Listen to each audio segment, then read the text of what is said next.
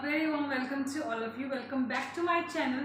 So today we are again with Mr. Satendra Maan, but today I'm on another topic basically. So today we are going to have a discussion about studies in US, and Mr. Satendra Maan, he is going to tell us about USA.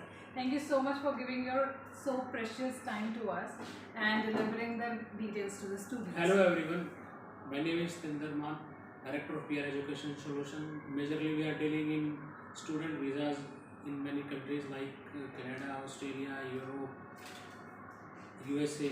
So today we will discuss about the admission process of USA. So you just please put the questions. Yeah, this video will be small for you. So I'm going to give you very basic details about US. So the first requirement, I just need to know that what is the basic entry requirements for the admission purposes, like the percentage and the IELTS and the additional exam. Sir basic जो हर एक ये जो countries में रहते हैं जैसे Australia है, Europe है, कनाडा है, तो बैचलर्स मास्टर्स डिग्रीज के आप जा सकते हो.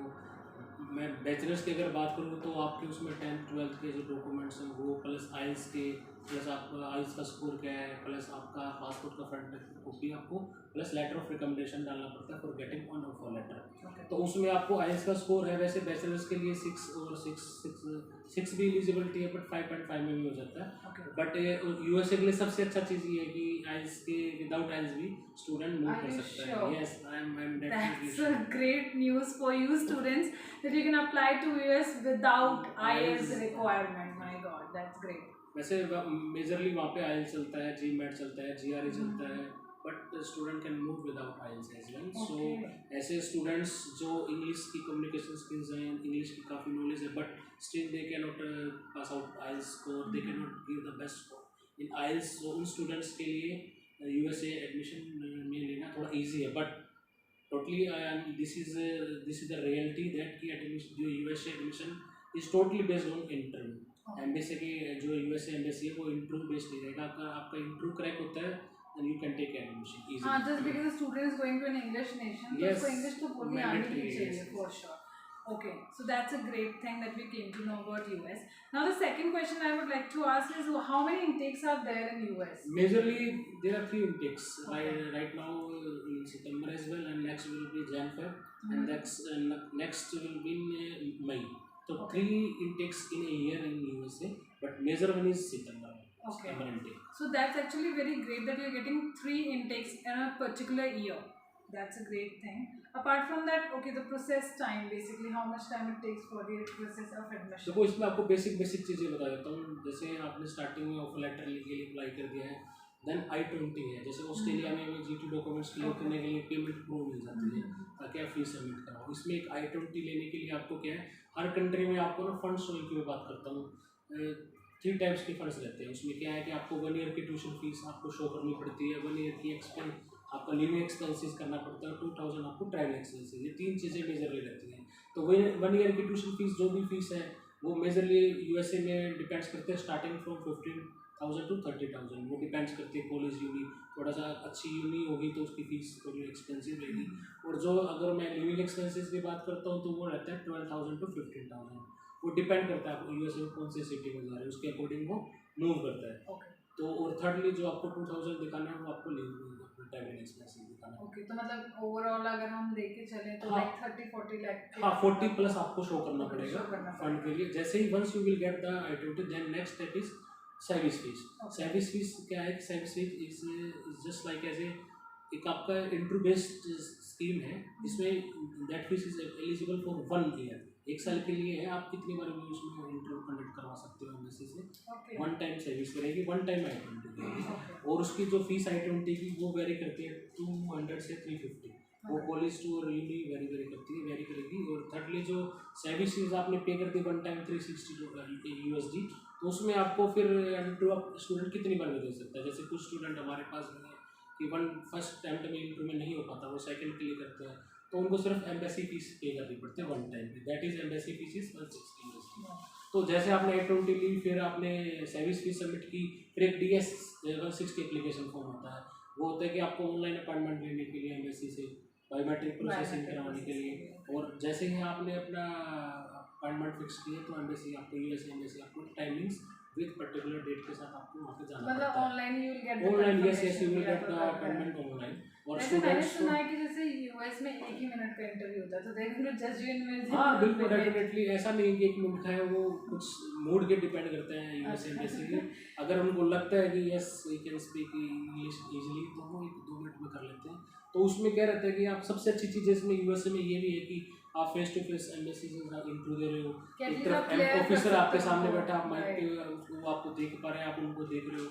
तो मैं स्टूडेंट्स को ये भी बोल रहा हूँ, इसमें कोई डिसअपॉइंटमेंट की जरूरत नहीं है, निराश होने की जरूरत नहीं स्टूडेंट को।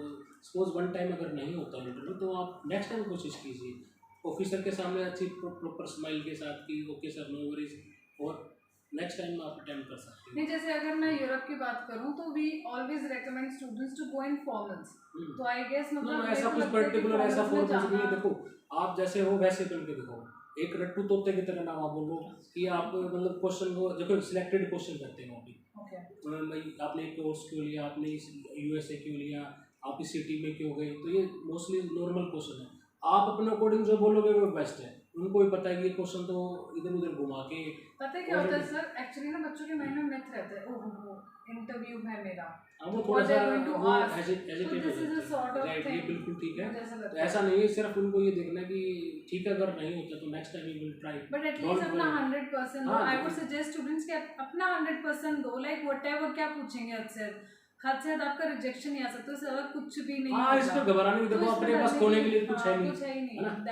नेक्स्ट टाइम पे आप कर सकते हो। अच्छा एक चीज इसमें ये है कि जैसे ही आपको एम्बेसी ऑफिसर आपके ऑन द स्पॉट ही आपको रिजल्ट डिक्लेरेशन देता है, yes you will get the visa और नॉट। तो आपने फीस जो सबमिट करवानी है वो भी आफ्टर वीजा है। ओके, ये सबसे एक अच्छी चीज़ है इसमें यूएसए में भी, एक ये एडिशनल पॉइंट भी है कि आपको इंटरव्यू क्रैक होने के बाद आपका जैसे उन्होंने बोल दिया ग्रांटेड है तो आप उसको फीस लेने की बिफोर फ्लाई आपको करनी पड़ेगी, बट बिफोर फ्लाई। तो उसमें ये भी एक बेनिफिट है कि आपकी फीस उसमें फंस नहीं रही है। तो सेकंड मतलब मेजरली क्या है, 200 to 350 आपकी I-20 और 360 आपकी ये हो गया सर्विस फीस, 160 आपकी होगी एम्बेसी फीस। D61 जो फॉर्म होता है DS160 वो कोई मतलब उसकी नो फीस नहीं, कोई फीस नहीं थी।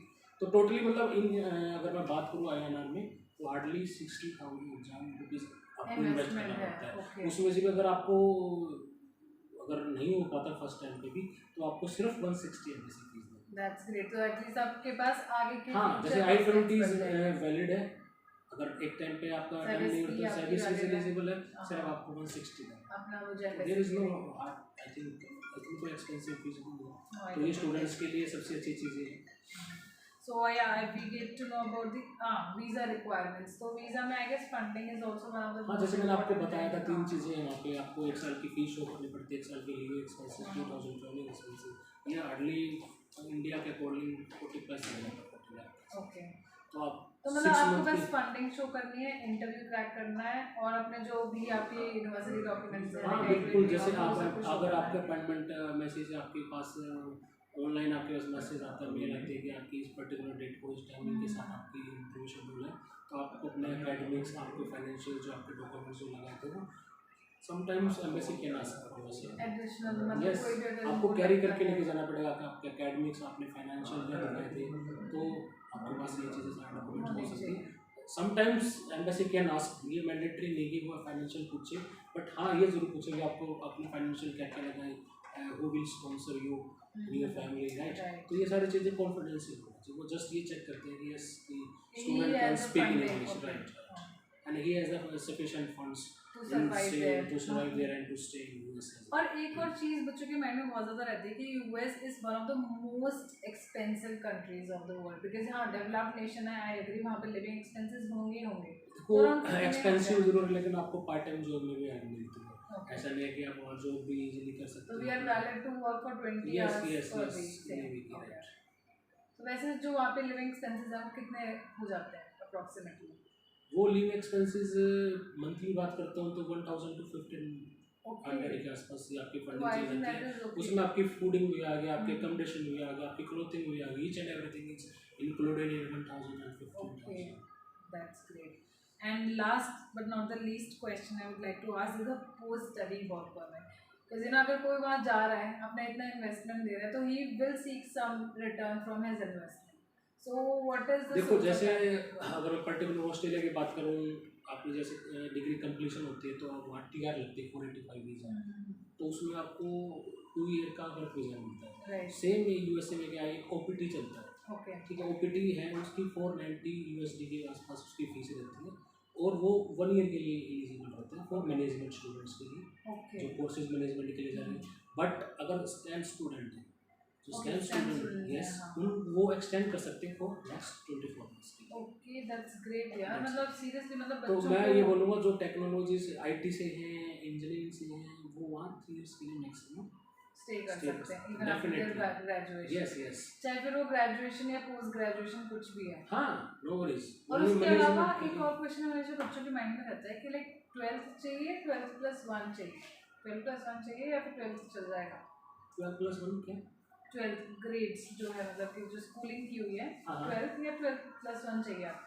12+1 भी सफिशिएंट है, 12th भी एलिजिबल है। मतलब क्योंकि कुछ आई गेस यूनिवर्सिटीज ऐसी होती हैं जो 12+1 मांगती है कि आप देखो 12 years की सब तो- यूनी की अलग अलग डिमांडेड, कुछ यूनी 6 लेती है, कुछ एग्जेम्प्टेड है। Okay. हर यूनी नहीं है ना, वो डिपेंड करता है आप कौन सी यूनी में जा रहे हैं, कौन से कॉलेज में जा रहे Okay. हैं, सबके अलग अलग Basis पे। एडमिशन क्राइटेरिया है।